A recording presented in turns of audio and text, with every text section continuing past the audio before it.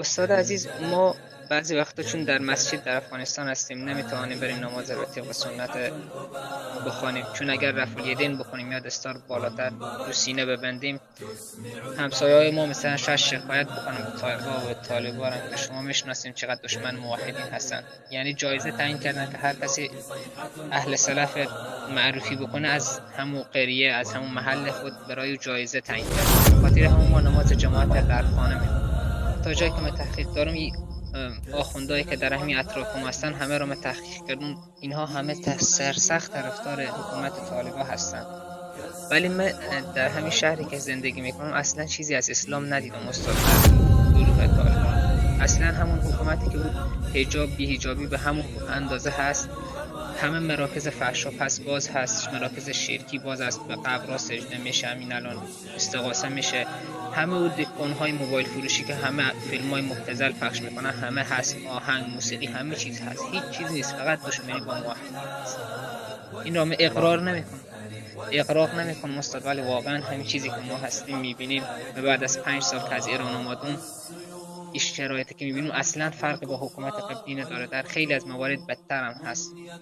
استاد عزیز، فقط من یک دوست قسم از همین جنایات طالبان میگم در همین چشم دیدی که خودم دیدم، به خاطری که اگه برادران در افغانستان باشن حواس خود بیشتر جمع کنن و برادران موحد ما که از تاجیکستان یا از هر جای جهان میشنون بیشتر با این مرتدین آشنا بشن. اجازه است استاد؟ میفهمم. استاد عزیز، یکی از برادران موحد که من خیلی با او شناس هستم قصه کرد، گفت یکی از بچه عمهش در حکومت طالبان در بخش استخبارات کار میکنه در عراق. بعد این گفته بود بیا تو با ما کار بکن در بخش استخبارات، تو فقط به ما سلفی به اسم که سلفی و وهابی است به ما معرفی بکن، هیچ کار دیگر نکن، ما فقط به هر ماه 18,000 افغانی که خیلی مبلغ زیادی است برای تو معاش میده که تو فقط معرفی بکن، تو دیگر کاری نداری، فقط اسمش را بگو، جایش را، خانهش را به ما بگو یا با از طریق تماس بگیر که بیاد به دیدن تو، بعد دیگه تو کاری نداری، ما ماهی 20,000 افغانی 18,000 افغانی فقط برای تو معاش میدیم، فقط به خاطر معرفی کردن از اهل سلف که بعد آنها رو ببرن و به شهادت برسن. و یکی دیگه ای که یک انسان نمیشناخته از 4 تا از موحدین و 2 تا موحد بودن میخواستن برن هجرت کنن به ایران دست طالبان، 2 نفر با 2 تا دوست دیگه هم داشتن با هم همراه بودن، آماده بودن به خانه یک از برادران، او هم در جریان نبوده که عقیده ای دارن. شب در خانه او بودن، صبح شده طالبان آمدن و آنها رو دستگیر کردن. او 2 نفری که به جرم همکاری با دولت فلسطین بودن آنها رو به شهادت رساندند، 2 نفر دیگه هم که با اونها بودن آنها رو هم در جا به شهادت رساندند که شما چرا با اینها میخواین بریم به ایران، یعنی چرا با اینها هستید، حتی اونها عقیده درست هم داشتن فقط با آنها بودن. اون صاحب خانه رو هم تا توانستن شکنجه کردن، عذاب دادن، چند روز متوالی اون رو شکنجه میکردن. بعد همه همسایه اینها که رفتن گفتن که این اصلا کاره ای نیست، با اینها اصلا در ارتباط نیست، او رها کردن و بعد 2-3 بار دیگه هم آمدن که او دستگیر کنن که بعد ببرن و او فرار کرده بود در ایران. این را گفتم که برادران موحد بیشتر مواظب خود باشند، موحدینی که در افغانستان هستند خود را به راحتی به دست اینها ندهیم که دیگر خیلی اینها ظالم هستند در حق موحدین. جزاکم الله خیرا استاد ما عزیز، الله جل جلاله شما و تمام موحدین را حفظ بفرماید، الله جل جلاله دینش را نصرت بکند. انی احبکم فی الله برادران موحد و خواهران موحد. السلام علیکم و رحمت الله و برکاته. انا من طالبان گفته است که همین جوان‌هایی که پیروی از طالبان میکنن گفتن است که خون ابو عبیدالله متوکل در نزد ما به مانند عسل است، شیرین است. ما گفتم خون متوکل برای خود از عسل که بهتر میدونم، خونش میمکیم، همین معنا رو داره و خون ما هم در نزد اینها گویا عسل بوده است. اعوذ بالله. شما خوارج حقیقی، خوارجی که مطابق به همون سنت رسول اکرم صلی الله علیه و سلم که بیان کردن خوارجو که هستن همین شما است. شما خروج کردید بر علیه اهل سنت و الجماعت، بر علیه منهجی که در قرآن و سنت آمده، بر علیه علمای ربانی، بر علیه طالبان اهل، بگویم طالب علمان اهل سنت و الجماعت. عبدالظاهر دایی در کجا است؟ محمد راسخ در کجا است؟ دیگر طالب علمان اهل سنت و الجماعت، علمای اهل سنت و الجماعت رو جوجا کردید. اینها پنهان هستند، اگر رو یک روز پیدا کردید خونشون در نزد شما اصل است. خیلی که شما دعوا میکنید، الله خارتون بکنه. ادریس یک دقیقه بجی، یک دقیقه خاموش میکنم. احمدی صاحب خوب هستین؟ بخیر. مایک رو بسته کن برادران. زنده و سلامت باشی ماهی جان. این میگه که در جایی که عسل بخورم اما برای من خون شیخ ابوعبیده متوکل لذت بخش است. احسان الله برادر، نصیری صاحب، شمس الحق برادر، شما به گفت اینمی نفر راضی هستین؟ من از گروهتان میرم. با میگم قبول دارین شما؟ اما تو صدایت را بکشین. ما قبول دارم. سوال شخصی، من گپ شخصی ماست برادر. یک دقیقه ببین برادر، ببین این همینجا احسان الله برادر است، نصیری صاحب است، شمس الحق صاحب است، فاتح صاحب است. نگوین ماهر جان شمس الحق و احسان الله را کار نیست که شخصی ما در گروه امارت اسلامی هستم. ما خون زور از شکر و عسل کرده بیشتر خوبتر میدانم برای خود.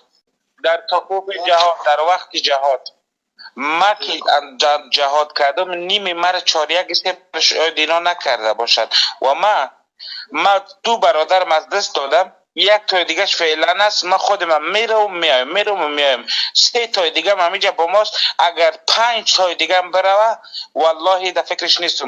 3 تا فرزند دارم، 3 تای دیگه هم بروه هیچ در فکرش نیستم. لیکن من میدونستم که موکل کی بود و چی کاره بود. والله بالله قسم داعش میداد. ببین برادر عزیز موحد یک اگر ببین احمد یک دقیقه، اگر شبها روزها اگر جهاد کرده باشی، یک علمای واقعی افغانستان را اگر تو شهید کرده باشی، او جهادت به دردت نمیخوره. من قتل مؤمنا متعمدا فجزاؤه جهنم جوابت است برادر. برو پشت کارت. موحد جایت نشان بده. زن سرم دستی سنگ طلاق در پیشوی کلگی. اگر من تو را خون تو را من جاهز ندانستم، در ظرف یک ماه تو را نکشتم، زن در سرم 3 سنگ طلاق. اینه در پیش کلگی میگم، در پیش کلگی. تو جایت نشان بده تمام.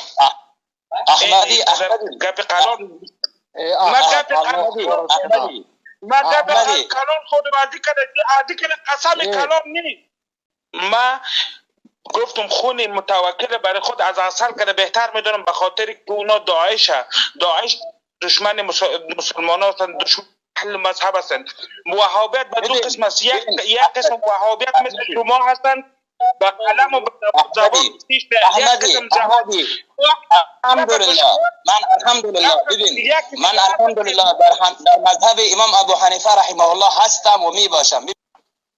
موحد ما را درباره متوکل یک انسانی بود که بر ضد 4 مذهب کار میکرد. رحمه الله وتقبله شهيد. يا أيها الشهيد يا طاهر الدماء أبشر بيوم عيد للروح في السماء. يا أيها الشهيد يا طاهر الدماء أبشر بيوم عيد للروح في السماء. نومة هنية يا زينة الرجال دماؤك الزكية تعطر الرمال. نومة هنية يا زينة الرجال دماؤك الزكية تعطر الرمال. يا أيها الشهيد يا ظاهر الدماء أبشر بيوم عيد الروح في السماء. الحور في انتظار والنور والملائك تسعد بخير دار منعما منى. الحور في انتظارك والنور والملائك، فاسعد بخير دار منعما هنالك. يا أيها الشهيد يا ظاهر الدماء، أبشر بيوم عيد للروح في السماء. قدمت للرحمن الروح بطنا